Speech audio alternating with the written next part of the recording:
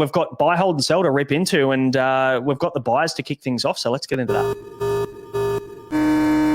Targets acquired.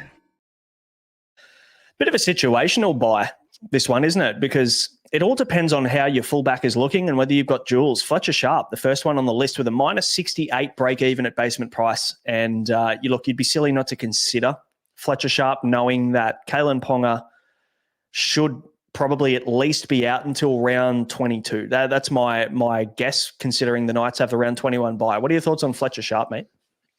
Yeah, I love it. He would be in my team if not for one James Tedesco going so well. I brought him in last week because I considered him the best captain option. If he wasn't a captain option last week, I think I would have held out and just gone Sharp. I had Iro sitting there at fullback. So I think any situation where you've got a Garrick, where you've got an Iro, where you've got any of those centre wings in your fullback spot, Fletcher Sharp is hitting it out of the park and a lot safer than the Hopewadi trade the other week, due to the fact that I think that you get 4 weeks, covers that bye. I know I'm scrambling for bye numbers. If the stars are aligning for owners for Fletcher Sharp. Yeah, I think this is going to be my only trade personally this week. I'm 13 this week, down to 12 once I make this trade. It's going to be Jamin Salmon, who's now served his purpose and been an absolute beast for me in 13 and 16. Thank you, Jamin Salmon. To Fletcher Sharp, who's going to free up a lot of cash for me to make some moves in the future as well. So I think that's the way I'm going to go. And luckily enough, I think for anybody who has 2 guns at fullback, I don't know whether Fletcher Sharp is the right move right now. You're in a situation like this, aren't you? You've got Dylan Edwards and Tedesco. So if you're in the same situation, I wouldn't be getting Fletcher Sharp for that. But if you've got a Ruben Garrick, if you've got a Kale Iro, if you've got any of those duels sitting in fullback, centre wing duel sitting in fullback, I'd then look at going centre wing to Fletcher Sharp via duels. I reckon that's probably the way it goes. Yep, I agree with you. That is honestly the best trade of the week. And a good point here by Jack Edmondson. Even if he does get the next 4 to 5 weeks, Fletcher Sharp before their Knights bye, he covers round 19. And if he scores 70 a week, he gets you to 500K. And then he becomes a really nice stepping stone. I know 70 is a bit of a stretch. I would even say if he averages 50, I think I did the numbers, and he ends up being around that 430 to 440K. So you'd be very, very happy to make 240K in about a month from Fletcher Sharp. So if you're in that situation, I think he's definitely a buy. What about the next one, mate? A guy that's probably been in and out of our teams and kind of talked about a fair bit on and off, and he goes in peaks and troughs, doesn't he? Yeah, I feel like I missed him earlier on in the year, and then I was having a look at him this week, and, he is a genuine option, and that's Britton Nickera. I know we're holding our Mulitalos, our Eros, our Nico Hines, but you know what? Nickera's there at second row forward, and second row forward's been a bit dismal. So, yeah, you could get this guy in. He plays round 19. He's got a 3 break even. He's a certified keeper, and he's only 570K. I think you need to be looking at Britton Nickera. You were kind of looking at Hamoli Olakwatu, weren't you? Like maybe next week is the week we grab Hamoli because he's been a beast and he's been outstanding. And then Nickera pops his head up and you kind of go, hang on, like he'll cover 19. Olakwatu won't. So, we're kind of spoilt for choice in a way with these guys. You just got to be tactical about when you make that move to get your final 2 RF gun in. But yeah, Nickera is the guy this week if you're looking for one. Yeah, and I think like with the 3 break even, say he goes and gets 70, I don't think this year he's worth the 650 price tag that he's going to be next week. So it's this week or not. And I'm looking to get out somebody like Terrell May at the moment. So I'm deciding whether I let Nickera go and he's an option for next year, or I go and wait and don't have a round 19 number in Olakwatu or somebody like Payne Haas or somebody like that. Yeah, you got the jewels there that you can play around with. If you can get Payne Haas, even Joey Tarpany, still looking good. Probably not as appealing at the price he is now. If you got on a couple of weeks ago, you'd be pretty happy with him. But yeah, there's a lot to love there about a few of these guys. And just the problem is, if you look at the draw or you look at the availability for round 19, so many of these round 19 guys that we want to get in are playing Origin and won't play. So, their teams are playing, but like you've got to make a decision. Do you focus on round 19 players now to try and get the numbers, or you just go fuck 19? I want to set my team up for the run home if your trades are low. Yeah, if I did have to err in any caution, it's just that when Braden Trindle plays, they've been going that side a little bit more, and then Nickera hasn't been scoring as well. That's why we've sort of seen him in 500s this year, rather than that 600-700 that we've become accustomed to with Nickera, which has been good for Ronnie Mulatalo as well. But yeah, just that air of caution. But I think Nico, now that he's sort of out of Origin contention now, I think that he will look to grab this game by the balls. So, yeah. Next one, mate. Brian To'o, minus 23 break even at 770K. Am I surprised? No. But there was a point where we were starting to question whether To'o was going to permanently have influenza A on the left wing there. And the ball was going to continue to go down to Taruva on the right wing, but he's come alive in the last month since Cleary's been out. He's scoring incredibly well, and he's a guy that you consider a top 5 centre wing nearly every year automatically, and he's starting to come good. So now's the time, I reckon, to jump on Brian To'o. What do you reckon? Yeah, it is. Again, just one of those blokes that if you don't bring him in this week, I think that he's gone. Comes at that expensive price tag, but negative 23 break even. It's now or never for To'o. Just remember, he won't be playing round 19. But that's basically what it comes down to. That's the only negative with getting To'o, because he's only going to be better, I think, as the troops come back for the Panthers. But I guess the one thing also with Brian To'o, as much as he is a great buy this week, we do need to think when Cleary was in the team, he was scoring much less. So it comes down to, do you want to have a look at a guy like Isaac Tungo for 300K less? Who has the pedigree and also was averaging 74, I think it was, in that 4-week stretch with Cleary in the team consistently. So you got to make that decision. Do we go To'o, or do we wait for Tungo at round 18 or even 20 when Cleary's back? Yeah, when's Cleary due back? Round 20. I mean, either of those guys look really good. Especially worth the trade. Imagine downgrading somebody that has a little bit more of a poor run, Joey Manu or somebody, down to Tungo and getting the same score but getting 300K to spend. That sounds juicy to me. Yeah, it does. Absolutely. And the last buy on the list is one of your boys that you've had all year, Api Coruscant, 637K, 16 break even. Again, situational. We're not trading out Harry Grant for Api, but I can understand why people would be making a move like even Reed Marnie sideways to Api for the coverage for 19. He's been fantastic, and obviously the last 2 weeks the Tigers have been playing good footy, and he's been the centerpiece of that. But moving forward, Tigers don't have a bye until round 26, so just as long as you're not relying on him too much, and you do potentially have a hooker to play in round 26 in grand final head-to-heads, it's probably the one thing you need to think about is that round 26 bye if you're a head-to-head player.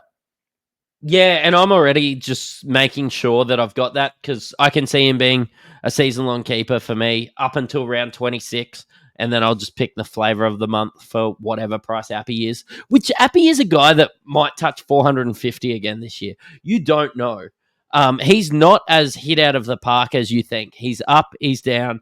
The Tigers are up and down. But yeah, I'm just super lucky to have 2 season-long keepers at hooker in Joey Lussick and Appy Coruscant. So. I was waiting for any sort of Joey Lussick chat. No, it's taken us 23 minutes and 53 seconds, but he made it onto the pod as he does every week. So shout out to Joey Lussick. You're my boy, Blue. Mm-hmm.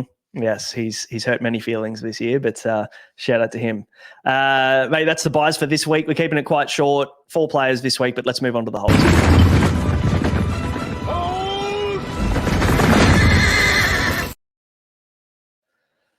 Now, we're seeing people trade out Angus Crichton. And look, I understand there's word floating around that he won't be playing and he's going to get a rest this week. Our friend of the show, the NRL Phantom, as well as Josh himself, the Supercoach Whisperer, have come out and said that they've got some sources that Gus won't be backing up this week.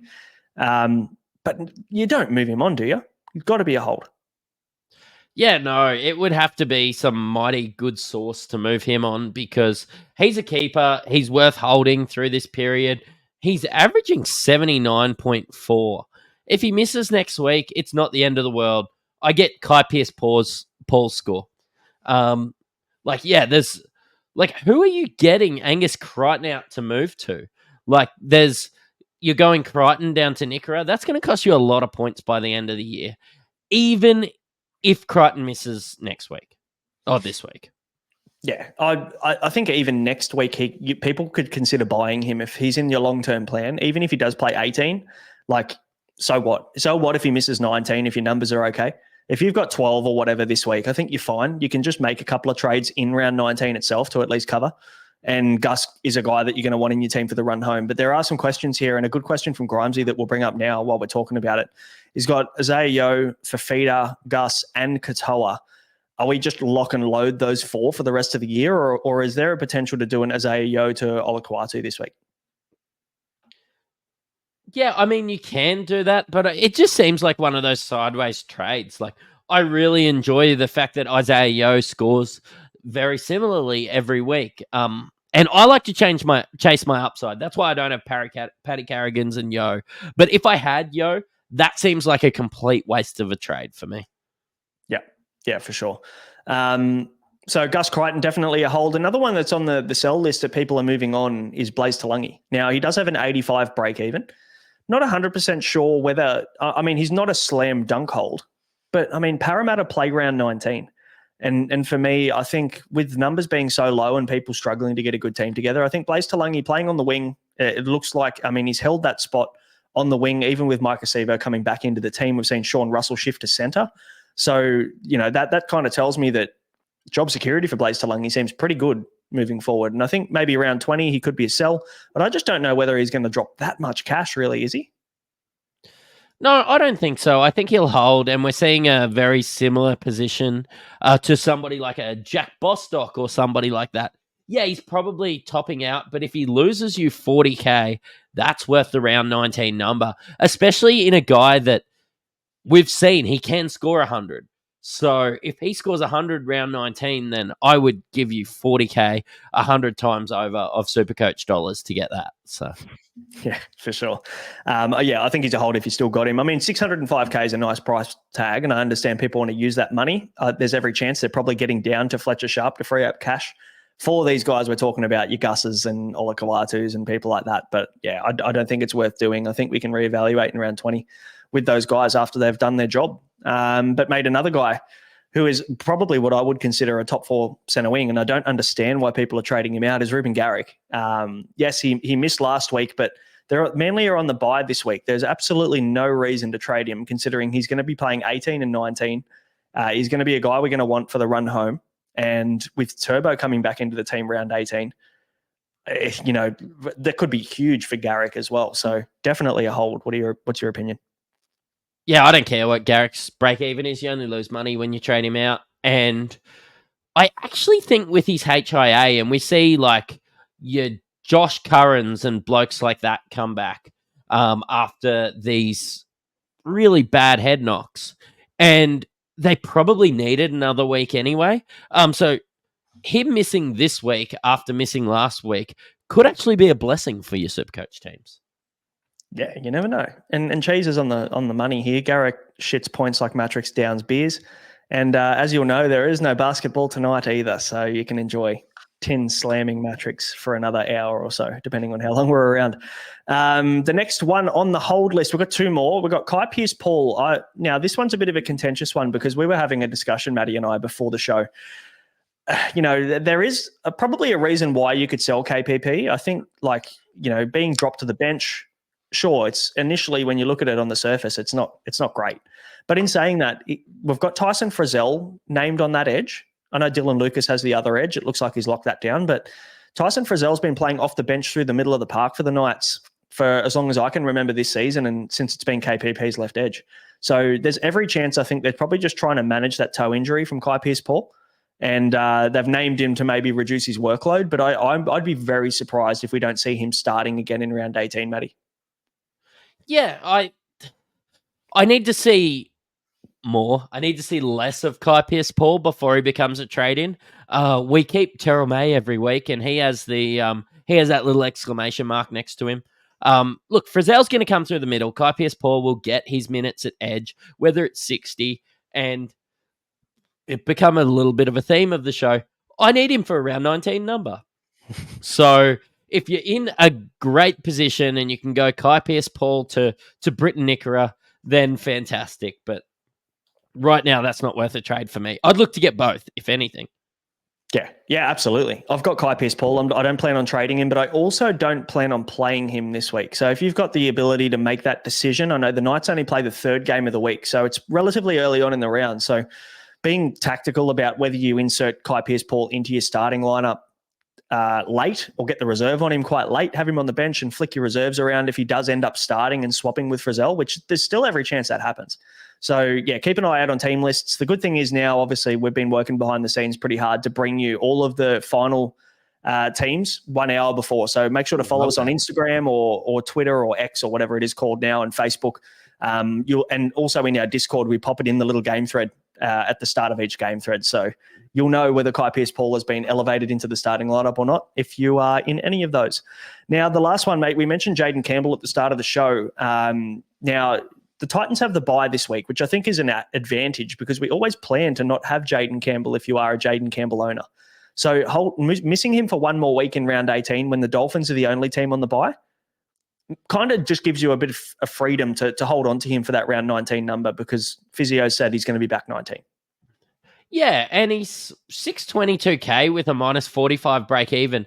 If you want to move him on because you don't like the Titans draw or anything like that, but I actually think it's quite nice apart from playing the Panthers really late, which is round 27.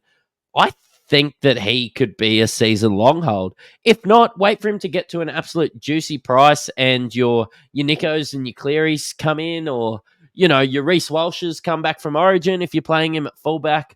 Now isn't the time to get rid of Jaden Campbell. He's got money. Like, I know we're so focused on getting points right now, but when he plays, he's going to score points and he's going to make you money as well. There's absolutely no reason to trade out Jaden Campbell now. Yeah, completely agree. Clay Cuber in the chat before we move on makes a good point that with Dane Gagai, the 18th man for Queensland, Lucas should probably shift to centre, I would assume. So, that could mean that Kai Pearce-Paul comes into the starting lineup and Frizzell stays on an edge as well. So, yeah, I'd say things are leaning towards more positive than negative that Kai Pearce-Paul comes into the starting lineup beforehand. So keep an eye on that one. But, yeah, Jaden Campbell definitely a hole as well if you have him. And, mate, let's move on to the players we should move on this week.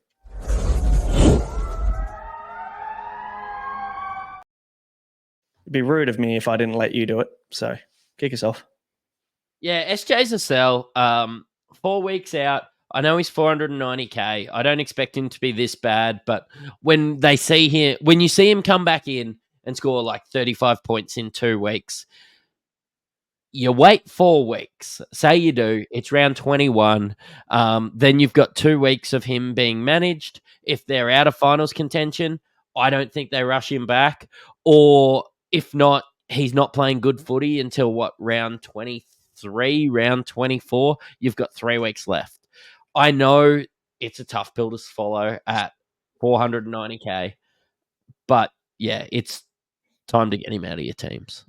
It's just tough because you don't have anyone to go to. Like, we were looking at the list of SJ replacements at that price point, and it's like, do I get Braden Trindle? Do I get Chanel Harris-Tavita? Like, none of the options are good.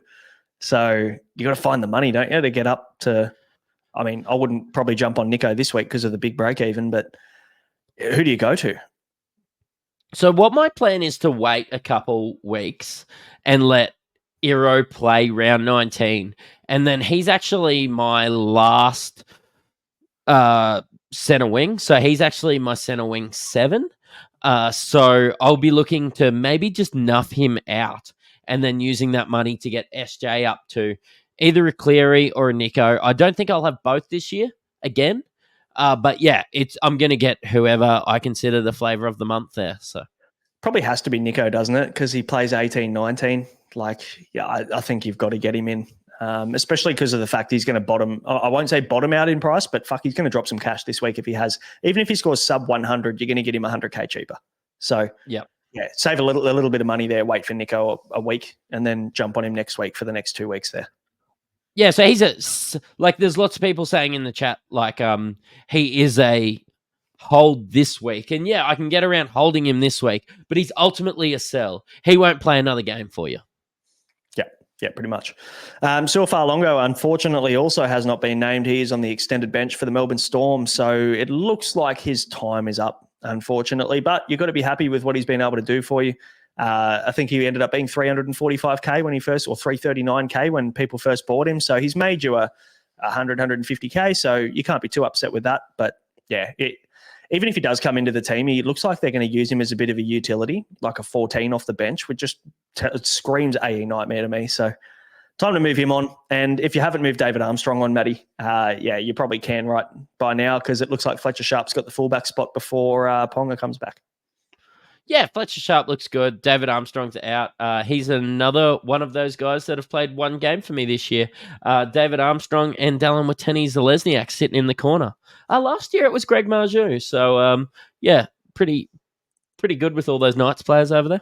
There's always one, isn't there? But you've been there's multiple for you this week that's come in and out. It's like the Abe Simpson where he walks into the brothel and sees Bart there and just walks straight back out. That's what a couple of players have done for you this year. It was Karaz for me. Didn't even play a game. Last year I bought him in, he got injured at training, did his elbow, and traded him out the next week without playing 1 minute. So yeah, that's unlucky for you. But David Armstrong definitely a trade out now. And the last one on the list, it can wait, because we obviously don't know still what's going to happen with Turbo and which position he's going to play. But Lehigh Hopewadi, if Turbo comes back and he ends up playing at fullback, then that time is up for Hopewadi, unfortunately. Yeah, we're not saying he's a shit player. We're just saying the time's up. Turbo is one of the most dynamic fullbacks in the comp. Yeah, but wait a week just to see if Turbo's on the extended bench and maybe gets you one more game, which is one more price rise. But yeah, he won't play another game for you, I don't think. Wouldn't have thought so. Look, there is a 20% chance that they bring Turbo back at centre. There's been rumours floating around that they might use him in a different way this year. And if that's the case, I'd say 4%. Yeah, if that's the case, great. Hopewadi's a hold, which means there's probably a reason to hold him a week. But just to see what goes on with Turbo next week. But yeah, look, for the most part, I think it's time to move him on. You can take your 190K and you can be pretty happy about that. That was a nice little stepping stone to some extra cash. Mate, no one really to watch this week, is there? We're kind of looking at players now to solidify the run home team. So is there anybody that you're looking at that you want to see a bit more from? Not for Supercoach, but I'm going to watch Adam Dewey again this week because I just love the story of him coming back for the Tigers. Sorry I couldn't be around Sunday for the Tigers circle jerk, but it was so good to see Adam Dewey outrun KO Weeks. Oh, fuck, he had some wheels, man. I'm very surprised coming back from like the double surgery ACL, his third ACL of his career, and he out in his first game back outruns a guy like KO Weeks who has got wheels himself. That seriously impressive. I just said to my wife, I reckon about 20 minutes early, I was like, oh, geez, KO Weeks is one of the quickest in the comp. And then, Adam Dewey, after 3 ACLs, outran him. So yeah, just it was downhill too. Yeah, it was downhill. The guys, that is the buy, hold, and sell. One watch for me, maybe Isaac Tungo. I'm keeping a very close eye on what he's doing and what he looks like when Cleary comes back. Obviously, when Cleary's back, he's going to be a guy I might look at as a little pod play in the centre wing there. When Kyle Iro has done his job for me, so that could be my path out of that. Can I tell you that out of the watch list, and you pointed this out to me, have a look at how well owned Britton Nickera is. Because we walked into this week thinking, everybody owns Britton Nickera. You'll be pleasantly surprised. Mm-hmm. Yeah, 30%, I think it is, in the top 1% of teams, which is wild considering I've had him most of this year. And I kind of felt like he wasn't a pod. Like every time I see his score, I'm like, everyone has him. It's all good. And then you see his percentage. You're like, what? Where did that come from? And Ange in the chat makes another good point before we wrap this bit up. Will Price obviously coming in for the Knights replaces Cogger. Are you looking at him? I mean, obviously he's a watch. You don't go early. It's a big risk going early with, what's his name? Gamble, I think, due back between 18 and 22. Yeah, that is a bit of a gamble, to be honest. You're not getting a reaction from me on that. Oh, you're kidding Well, me. I need two people. But no, Price is a watch, but he's also an awkward Price. okay. All right. Well played. Well played. I'll give you that. No, he's 345K. 350. He's not 200. Like if he is 200K, 100%, I would be going SJ down to him this week via Jules. But yeah, look, break even of 37, 345K with all the players looming coming back. I think he's just getting a little bit of a run at the moment. Yeah. The price just isn't right for him for me right now.